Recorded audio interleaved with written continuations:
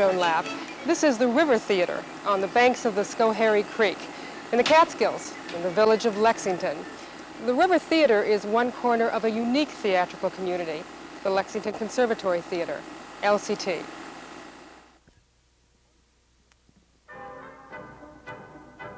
LCT is a professional theater company working and living together here in this Greene County community, a company which brings together a range of theatrical skills, a company which generates an immense amount of energy, all focused on producing quality theater.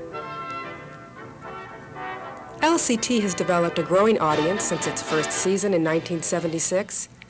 That audience expects ambitious and often daring productions and consistently excellent performances. LCT's work has evoked rare accolades from critics as well as audiences. Brooks Atkinson has said, "I don't think there was ever a theater in this area that had such good taste in plays." This area is tucked away in the northern Catskills, about an hour and a quarter from the Capital District and 2.5 hours from New York. Traveling west on Route 23A, this sign directs you left onto Route 42 to Lexington. I know you're not going to believe this, but there's this little town of 600 people in it, and there's this incredible theater company there. As you look through the bridge that goes over the Schoharie Creek, you can see the bottom of the banner. You can't see what it says, but you know there's a banner there. And you see on the right a facade and about a quarter of the left side of what was once an extremely elegant Catskill Resort Hotel. The property is owned by the Weisberg family, and who, along with Evelyn, have all been very supportive in our endeavor. If you continue up the hill, it's hard to realize at first that there's a theater there. But what you do see are the green hills almost always surrounded by mist.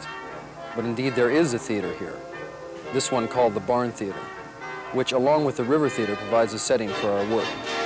I'm the executive director of the Lexington Conservatory Theater, and the theater is run by myself and Oakley Hall III, who is the artistic director. The Lexington Conservatory Theater is comprised of about 35 to 40 actors who are in the mainstream of theater in New York City, who come up here for the summer to produce professional theater. We're all very close, and it's bound to create a better and tighter and warmer result in theater. When 3 people in the company are upset, deeply upset about something, the entire company is upset about something. And when 3 people are jubilant, the entire company is jubilant. The biggest single driving force we have at Lexington is simply living up to our own standard. It's not unusual at the Lexington Conservatory for a rehearsal to take place here on the front lawn. This group is preparing for the production of a rock fantasy adapted from Cyril Tourneur's Revenger's Tragedy. Revenger's Tragedy is a Provost production which refers to the new play wing at LCT. The work is also being rehearsed here at the Blue Moon Cafe, which is open after all performances. Stephen Nisbet is an actor as well as a set and costume designer. As do all members of the company, he takes on different roles and responsibilities in the various productions. Here, Stephen prepares a costume for the upcoming production of The Tragical History of Dr. Faustus. Other members of the company, assisted by local residents, begin construction on the Faustus set. Last-minute costume work for the current production, Nurseryland, is being completed by actresses Mary Baird and Sophia Landon. I found that in working here at Lexington, this is my 3rd summer here, doing this kind of work and getting to know people, not just performing with them on stage, but getting to know them as a family. I mean, we really are a family here. We have lots of fights and frustration with each other, as well as a lot of love for each other and supporting each other in our work. It helps you make your acting work a lot better. I feel more free to take risks and to take chances in my work, and so I'm getting a lot better as an actress as a result of the situation that we've created for ourselves here. Lexington has one of the it's one of the nicest places for an actor to have the opportunity to play so many different roles. I'm one of the big examples of that. I've played a mother-in-law, I've played a bartender, I've played an Italian mother, and there are many other parts that I've played, but it's incredible to have the opportunity to do so many varying parts. If I were in New York, being the age that I am, I would never, never, never play a 50-year-old woman. A remarkable feature of many of the LCT productions is the contribution of musical director Joseph Lyons, formerly on the faculty of the Juilliard School of Music in New York. What I do here as music director for the Lexington Conservatory Theater is write scores for the plays that can sustain the kind of input that electronic music can give them. There have been 3 plays this year. 2 of them were on tape. That is, I prepared a tape of sounds and events and music and patterns that would support what the actors were doing, and one of them I played live from the booth.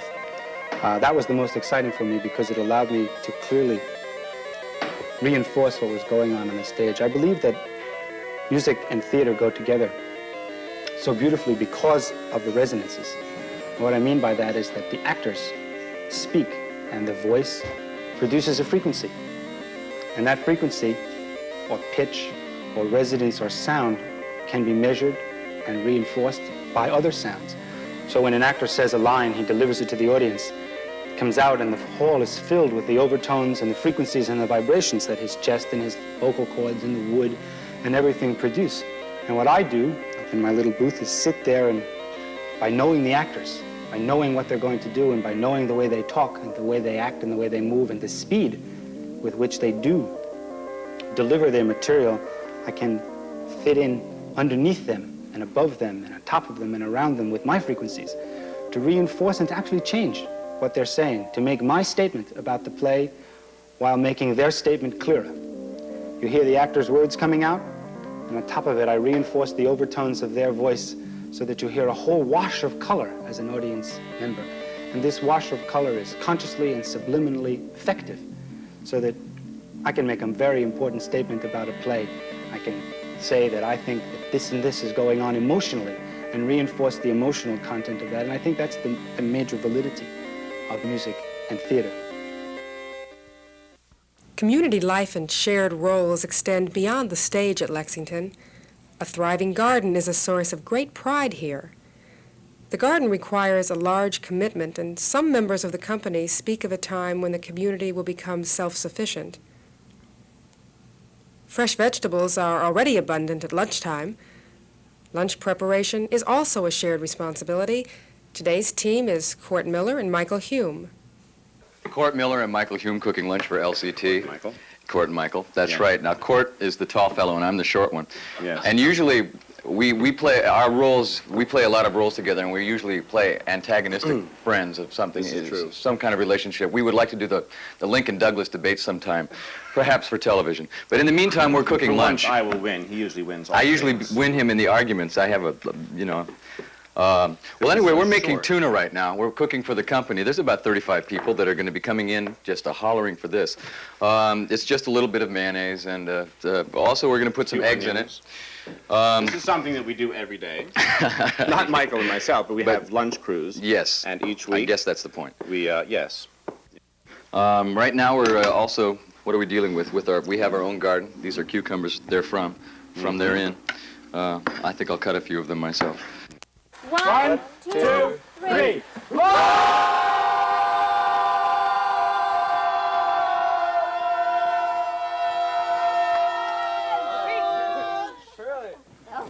See? Oh my head. Did we call again? New plays are the absolute heart of any theater company. They're the absolute We don't need it anyway. organ that keeps a theater company alive, I think, in the end. Because if you don't do new plays, if you aren't into new plays, then you aren't into 100% into exploration of your medium. We force ourselves into trying to remain as current as possible in the mind and in the fantasies in terms of creating new theater, in terms of creating something new. And if you've got to create newly on all levels, you can't just say, well, let's find a new style of acting and then do old plays with it. You won't find the new style of acting if you don't do new plays. I'm presently sitting on the couch of the set for a new play we're doing at Lexington this summer called Nurseryland by Monty Merrick. Nurseryland is a play about high school teachers who are being forced to give up smoking by their administration. They are forced to sit in this supply room that I'm now sitting here in and smoke. The teachers and the students are agitated over this decision, and as the play progresses, we see them go through various antics and breakdowns and stages of violence as the pressure mounts from the administration trying to enforce this rule that no teachers will be allowed to smoke. We see the comical, aberrant behavior of several different kinds of teachers and humans as they try and cope with this pressure. A scene within this play is a scene between Viola, a French teacher, and Norm, a history teacher. We see them trying to deal with their emotions for each other. Norm has just lost his first girlfriend after being married for 20 years, after he has strayed from his wife. His girlfriend, Rose Scroggins, who handles the PA system in the principal's office, has just been destroyed by a bomb. And he is mourning that destruction when Viola, the French teacher, comes along. Viola is a very lonely woman. She fancies herself as Blanche Dubois. She has 3 lines of Blanche's from Streetcar in the play, as a matter of fact. And she sees Norm in this condition, and they decide to come together, as it were. They decide to find out how to find a common ground. We will see in this scene, in rehearsal, and how it develops into performance, how 2 actors take these kinds of situations and emotions and make that into a coherent performance. So we'll take it from when Doris leaves, pull yourself together, Norm. We have a tough decision to make, and then you cross over the coach. Okay?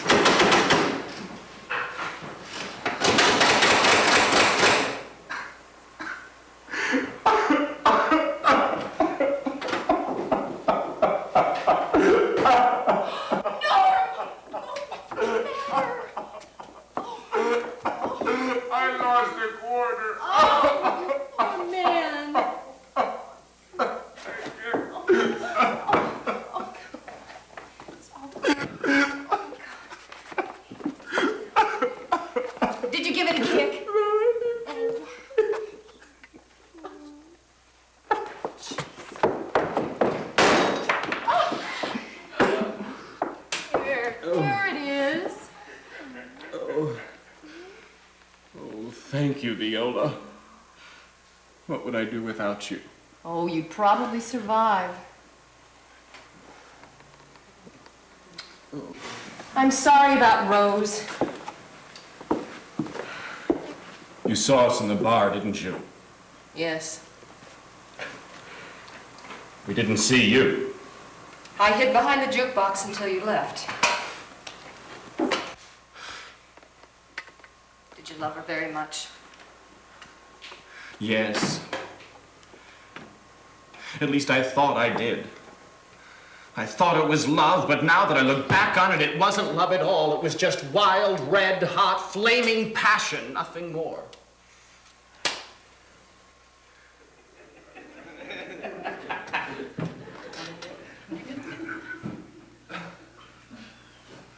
Sometimes that's enough.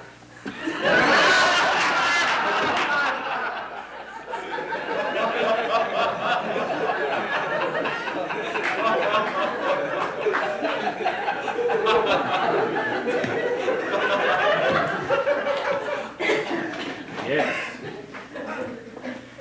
Is there anything I can do? No.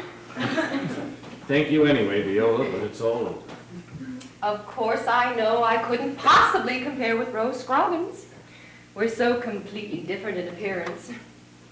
She was such an imposing woman. Fat. A fat woman. And I'm slim. very nice quality. Oh, thank you. But I am available. And I'm awfully fond of Sodom and Glockamoras. It has a respectable decadence, wouldn't you say? Exactly. And their guacamole is not to be believed. Sensational. I always leave something behind whenever I go there, a scarf or a lighter, so I'll have an excuse to go back. But it's much nicer when the excuse is a Monsieur Chaumont. Thank you.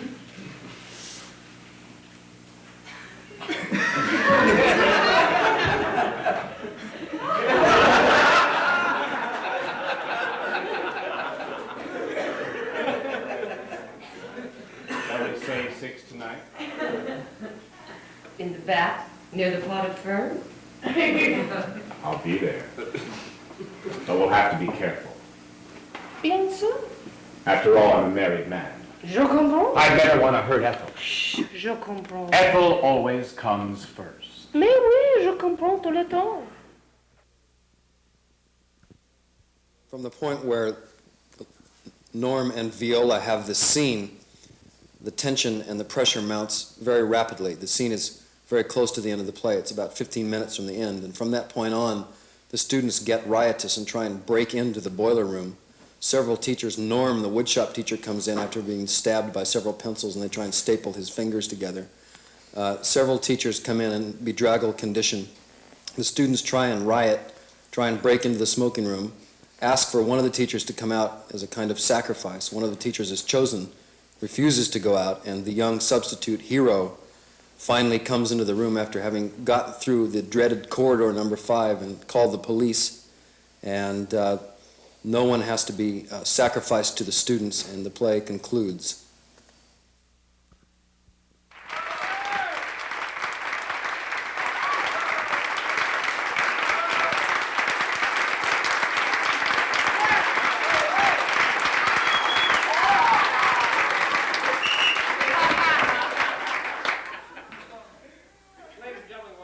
Give me your attention.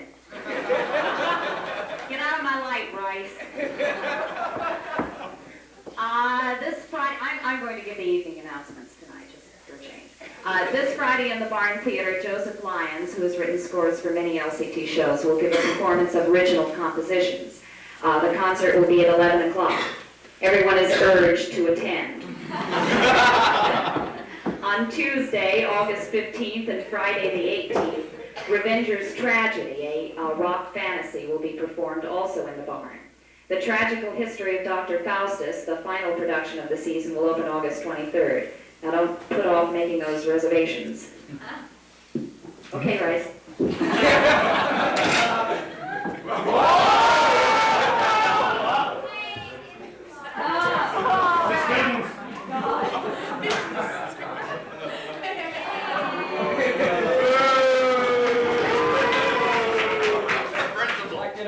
I'm Michael Van Landingham. I'm the executive director of the Lexington Conservatory Theater. And I have a couple of extra announcements tonight. One, I'd like to introduce Monty Merrick, whose play you just saw, world premiere. Thank you, Monty.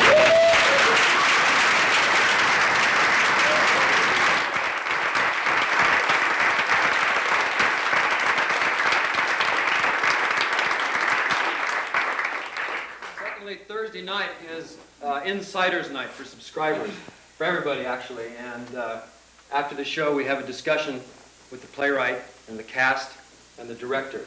And we invite the entire audience to stay and ask any questions you want about how a play gets developed, how it gets written, how actors work, how we all work. Secondly, I'd like to bring Peggy Schottish, the director of the play, out, wherever she is.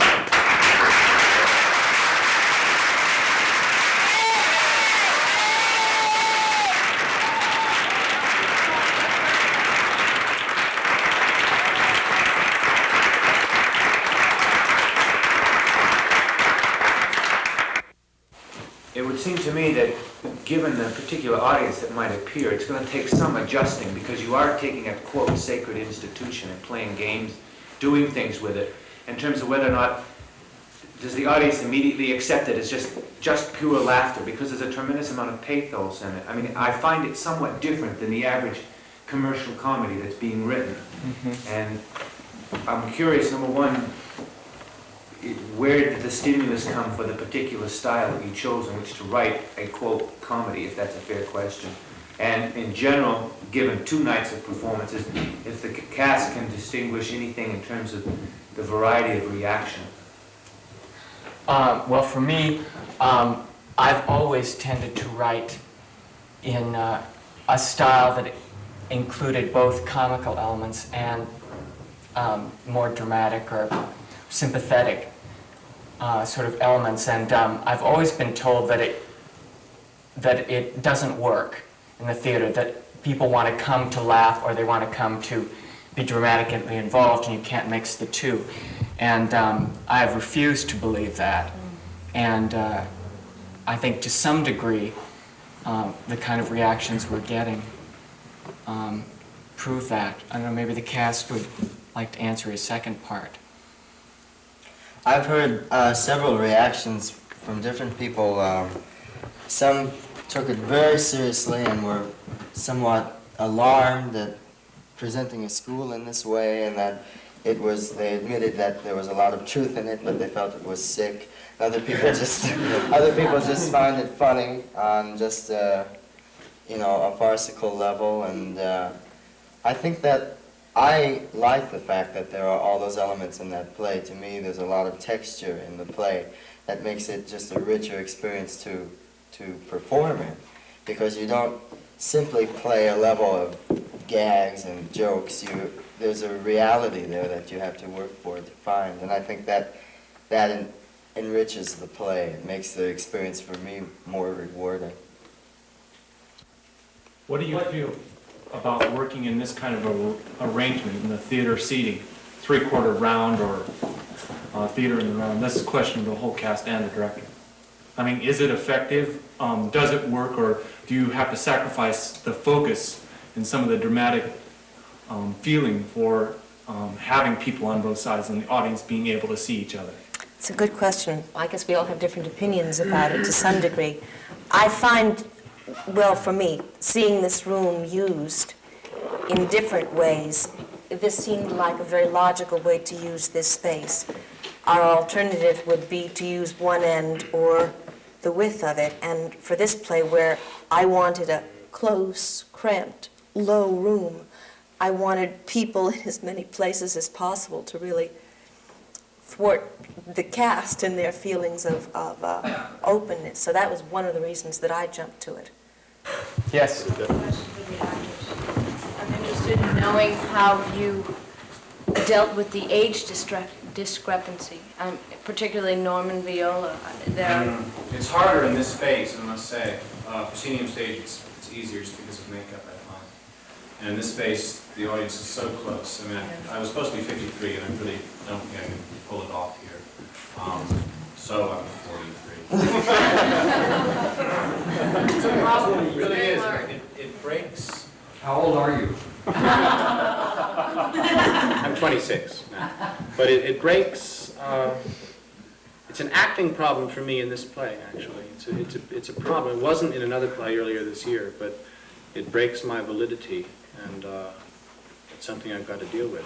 For the actors, since you did have a playwright here working with you, what was the feeling that you had? Was there a dialogue between you and the playwright about rewriting scenes? Was there a sensitivity that you could go to the author and ask, saying, this isn't working, is there something I'm not understanding, or is there some rewriting that we need done? Was there a dialogue happening through the playwright and the director and you? And I'd like to know. Yes, I'll say a little. Yes, there was. It's very exciting working with the director and the author. It's a little nerve-wracking in the beginning because you're going to be a person that he's written, and you're creating this person for him. And you don't really know what he's created, so there's a little tentativeness there. But there is dialogue between the two of you. If I didn't understand something, or if he didn't understand something, or if the director didn't understand something, we did talk. And we would work on scenes, and generally, either the director or the author sensed that something wasn't working. We as actors, it's our job to try and make something work, so we don't have that vantage point. We don't look at it from outside of ourselves. And they did that. So Monty took it upon himself to say, well, let's just hold off on this, let me look at it, and he would do that.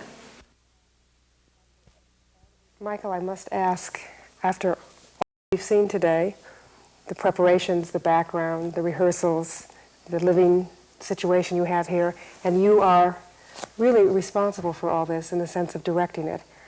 2 questions. How is it possible to be the administrator of all this and make it all work? And then how do you keep intact all of those really sort of sensitive emotions and egos of all the people you're dealing with? Since both questions are, how do I do it? I can answer that with one word. I do it with a lot of kindness. We are a group of people who are very dedicated to each other. And we very much believe in what we're doing, and because of that, the actual details of administration, the details of making it all happen, aren't the normal. They aren't forcing people to do something that they are only doing for money or don't want to do. They're simply keeping track of 40 people's energies going crazy. And I explained to someone the other day, I would rather get up in the morning and run all day until 8 o'clock at night, have lunch, dinner, without even realizing it, and find myself exhausted at 2 in the morning, and realize that I didn't stop all day, just keeping up with people's demands. The demands that I get from the people in the company are all demands to help me straighten out situations so they can work harder. And I find that singularly the most rewarding thing I've ever done. To receive a kit of schedules and brochures on the region, including the schedule for the Lexington Conservatory Theater, as well as information on Greene County and neighboring Ulster County, send $1 to cover postage to the Summer Show, Lexington, WMHT, Box 17, Schenectady, New York, 12301.